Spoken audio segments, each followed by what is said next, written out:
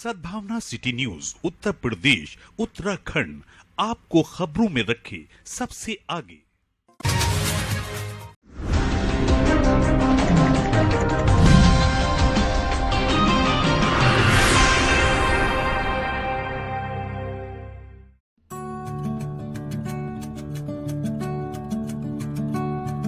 संभल पहुंचे कांग्रेसी नेता इमरान प्रतापगढ़ी ने प्रधानमंत्री मोदी के 400 के पार के दावे पर एक जुमला कहते हुए हमला बोला। उन्होंने इसे 25 लाख वाले जुमले की तरह बताया।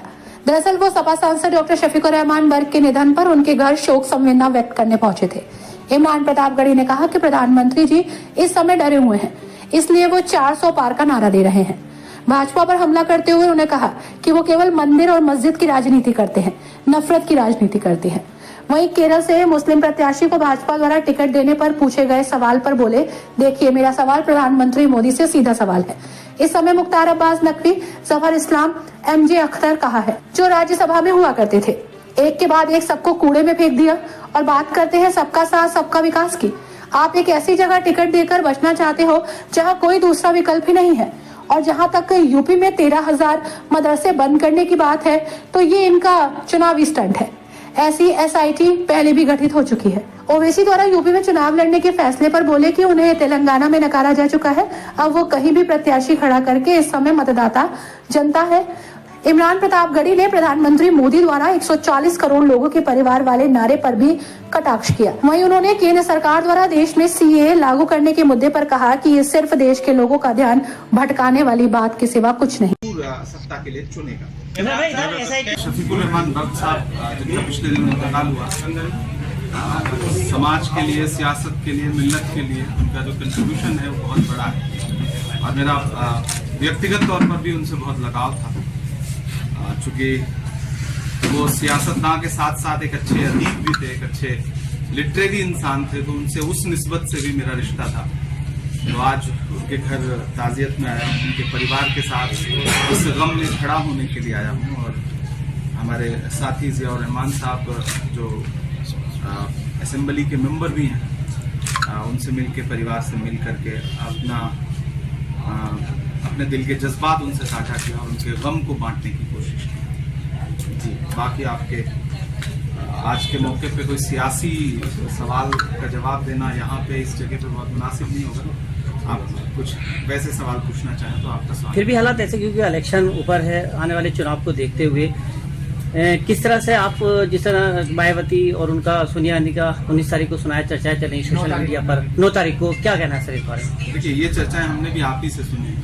बाकी इंडिया अलायंस अपनी पूरी रणनीति जमीन पर उतारने के लिए लगातार काम कर रहा है।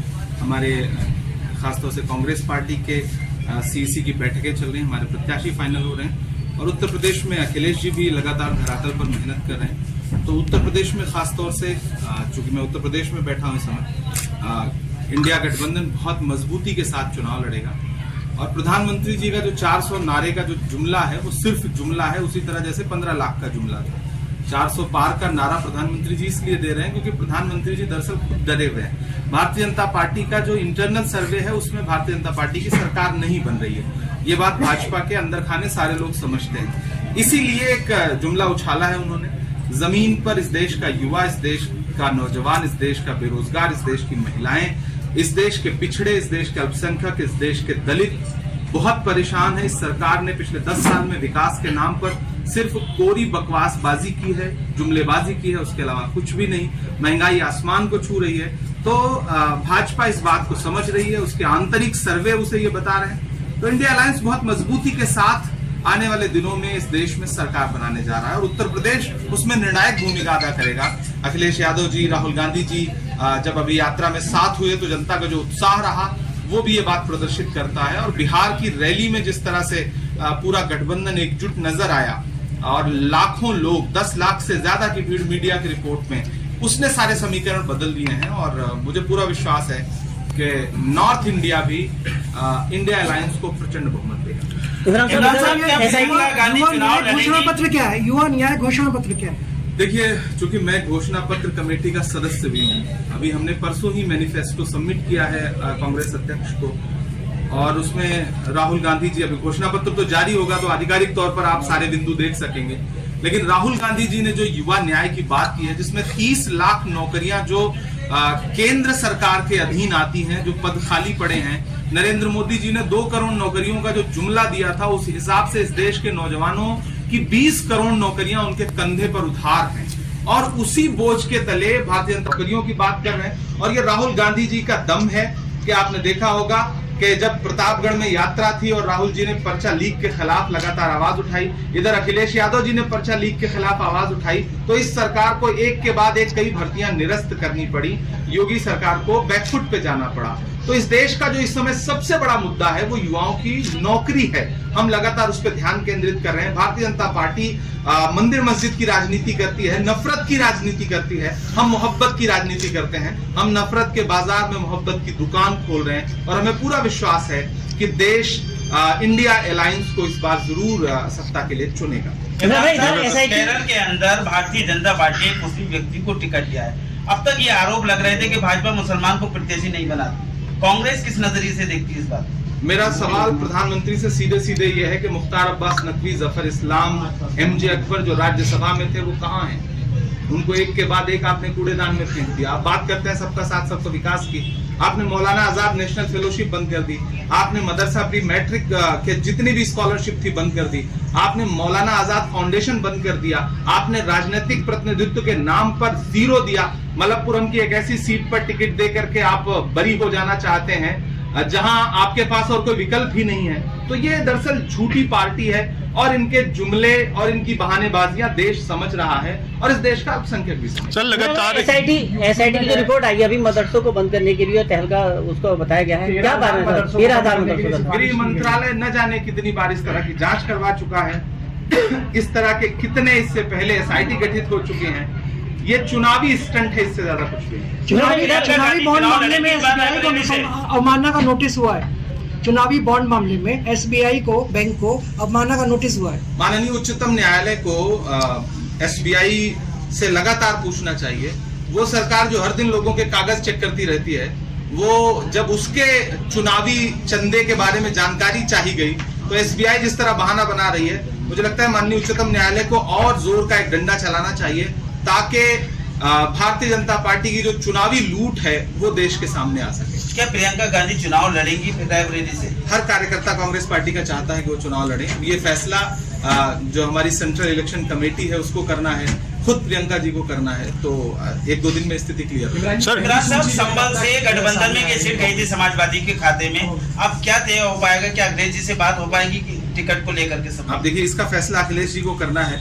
मैं तो जाहिर सी बात है, गठबंधन दल है हमारे, वो घटक दल है। बर्क साहब प्रत्याशी थी, उनका इंतकाल हो चुका है। हाँ, यकीनन एक बहुत बड़ा नुकसान है और समाजवादी हमेशा से बर्क साहब को सम्मान देती रही है, बर्क साहब को प्रत्याशी बनाती रही है और मुझे पूरा विश्वास है कि अखिलेश जी जन भावना को समझते हैं। सर कांग्रेस की पहली सूची कब तक लागू हो सकती है? हमारी सेंट्रल इलेक्शन कमेटी की मीटिंग कल भी हुई, आज भी होगी और इसके तुरंत बाद हम सूची जारी करने जा रहे हैं। अच्छा, तो ओवैसी साहब जो है बिहार, उत्तर प्रदेश, अन्य राज्यों में अपना प्रतिनिधि खड़ रहे हैं, किसको भाजपा को फायदा पहुंचेगा या और पार्टी पहुंचेगा? क्या मान रहे हैं इस बात को? देखिए, उनकी राजनीति को तेलंगाना ने खुद नकार दिया।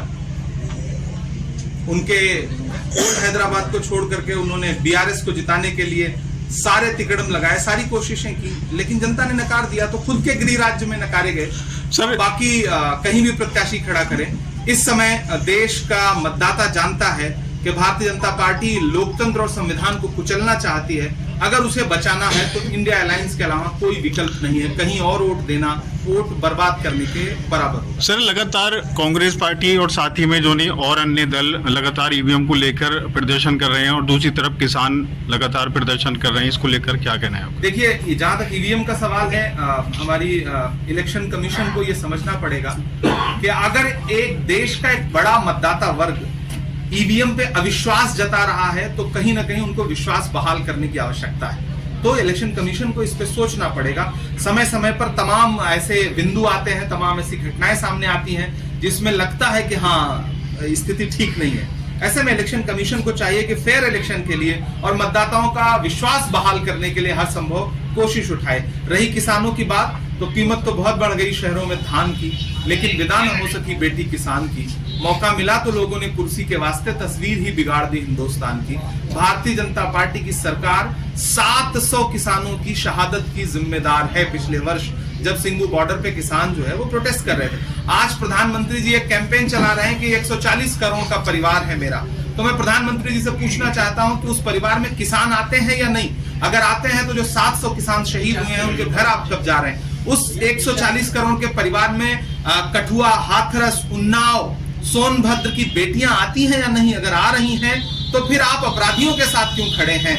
आप ओलंपिक पदक लाने वाली बेटियों के साथ क्यों नहीं खड़े हैं? क्या वो आपके 140 करोड़ परिवार का हिस्सा नहीं है? अगर हैं तो वो अपना मेडल, ओलंपिक मेडल ले जाके आपकी चौखट पे रख रही हैं और आप अपना दरवाजा तक नहीं खोल रहे हैं। जंतर मंतर पे उनको घसीटा जा रहा है। इससे जाहिर होता है कि प्रधानमंत्री जी के 140 करोड़ के परिवार में न किसान आते हैं, न महिलाएं आती हैं, न इस देश का युवा आता है जिसको नौकरी के नाम पे लाठियां दी जा रही है, चाहे वो लखनऊ हो, चाहे इलाहाबाद हो, हर जगह पर्चा लीक हो रहा है। प्रधानमंत्री जी के 140 करोड़ परिवार में न गरीब आते हैं, सिर्फ चंद उद्योगपति दोस्त आते हैं। 140 करोड़ परिवार में न इस देश का अल्पसंख्यक आता है, न दलित आता है, न पिछड़े आते हैं। तो प्रधानमंत्री जी को अब ये जुमला बोलना बंद करना चाहिए। उनका परिवार समाज के लिए, सियासत के लिए, मिल्लत के लिए उनका जो कंट्रीब्यूशन है वो बहुत बड़ा है। और मेरा व्यक्तिगत तौर पर भी उनसे बहुत लगाव था, क्योंकि वो सियासतदान के साथ साथ एक अच्छे अदीब भी थे, एक अच्छे लिटरेरी इंसान थे। तो उनसे उस निस्बत से भी मेरा रिश्ता था। तो आज उनके घर ताजियत में आया हूँ, उनके परिवार के साथ उस गम में खड़ा होने के लिए आया हूँ। और हमारे साथी जिया रहमान साहब जो असेंबली के मेंबर भी हैं, उनसे मिलकर, परिवार से मिल करके अपने दिल के जज्बात उनसे साझा किया और उनके गम को बांटे। बाकी आपके आज के मौके पे जो सियासी सवाल का जवाब देना यहाँ पे इस जगह बहुत मुनासिब नहीं होगा। आप कुछ वैसे सवाल पूछना चाहें तो आपका सवाल। फिर भी हालात जैसे कि इलेक्शन किस तरह से आप जिस तरह मायावती की और उनका सोनिया का 9 तारीख को क्या कहना है? देखिए, ये चर्चाएं हमने भी आप ही से सुनी है। बाकी इंडिया अलायंस अपनी पूरी रणनीति जमीन पर उतारने के लिए लगातार काम कर रहा है। हमारे खासतौर से कांग्रेस पार्टी के सीसी की बैठकें चल रही हैं, हमारे प्रत्याशी फाइनल हो रहे हैं और उत्तर प्रदेश में अखिलेश जी भी लगातार धरातल पर मेहनत कर रहे हैं। तो उत्तर प्रदेश में खासतौर से, चूंकि मैं उत्तर प्रदेश में बैठा हूं इस समय, इंडिया गठबंधन बहुत मजबूती के साथ चुनाव लड़ेगा। और प्रधानमंत्री जी का जो 400 नारे का जो जुमला है वो सिर्फ जुमला है, उसी तरह जैसे 15 लाख का जुमला था। 400 पार का नारा प्रधानमंत्री जी इसलिए दे रहे हैं क्योंकि प्रधानमंत्री जी दरअसल डरे हुए हैं। भारतीय जनता पार्टी का जो इंटरनल सर्वे है उसमें भारतीय जनता पार्टी की सरकार नहीं बन रही है। ये बात भाजपा के अंदर खाने सारे लोग समझते हैं, इसीलिए एक जुमला उछाला है उन्होंने। जमीन पर इस देश का युवा, इस देश का नौजवान, इस देश का बेरोजगार, इस देश की महिलाएं, इस देश के पिछड़े, इस देश के अल्पसंख्यक, इस देश के दलित बहुत परेशान है। इस सरकार ने पिछले 10 साल में विकास के नाम पर सिर्फ कोई बकवासबाजी की है, जुमलेबाजी की है, उसके अलावा कुछ भी नहीं। महंगाई आसमान को छू रही है। तो भाजपा इस बात को समझ रही है, उसके आंतरिक सर्वे उसे ये बता रहे हैं। तो इंडिया अलायंस बहुत मजबूती के साथ आने वाले दिनों में इस देश में सरकार बनाने जा रहा है और उत्तर प्रदेश उसमें निर्णायक भूमिका अदा करेगा।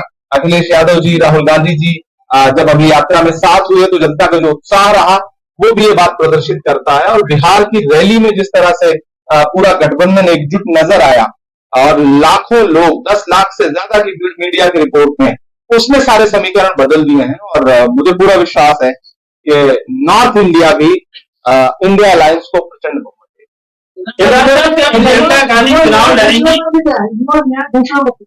देखिए, चूंकि मैं घोषणा पत्र कमेटी का सदस्य भी हूँ, अभी हमने परसों ही मैनिफेस्टो सबमिट किया है कांग्रेस अध्यक्ष को और उसमें राहुल गांधी जी, अभी घोषणा पत्र तो जारी होगा तो आधिकारिक तौर पर आप सारे बिंदु देख सकेंगे, लेकिन राहुल गांधी जी ने जो युवा न्याय की बात की है जिसमें 30 लाख नौकरियां जो केंद्र सरकार के अधीन आती हैं, जो पद खाली पड़े हैं, नरेंद्र मोदी जी ने 2 करोड़ नौकरियों का जो जुमला दिया था उस हिसाब से इस देश के नौजवानों की 20 करोड़ नौकरियां उनके कंधे पर उधार हैं। और उसी बोझ के तले भारतीय जनता पार्टी की सरकार को दब के बैठ जाना है। तो राहुल गांधी जी लगातार युवाओं की बात कर रहे हैं, लगातार उनकी नौकरियों की बात कर रहे हैं, और ये राहुल गांधी जी का दम है कि आपने देखा होगा कि जब प्रतापगढ़ में यात्रा थी और राहुल जी ने पर्चा लीक के खिलाफ लगातार आवाज उठाई, इधर अखिलेश यादव जी ने पर्चा लीक के खिलाफ आवाज उठाई, तो इस सरकार को एक के बाद एक कई भर्तियां निरस्त करनी पड़ी, योगी सरकार को बैकफुट पे जाना पड़ा। तो इस देश का जो इस समय सबसे बड़ा मुद्दा है वो युवाओं की नौकरी है। हम लगातार उस पर ध्यान केंद्रित कर रहे हैं। भारतीय जनता पार्टी मंदिर मस्जिद की राजनीति करती है, नफरत की राजनीति करती है, हम मोहब्बत की राजनीति करते हैं।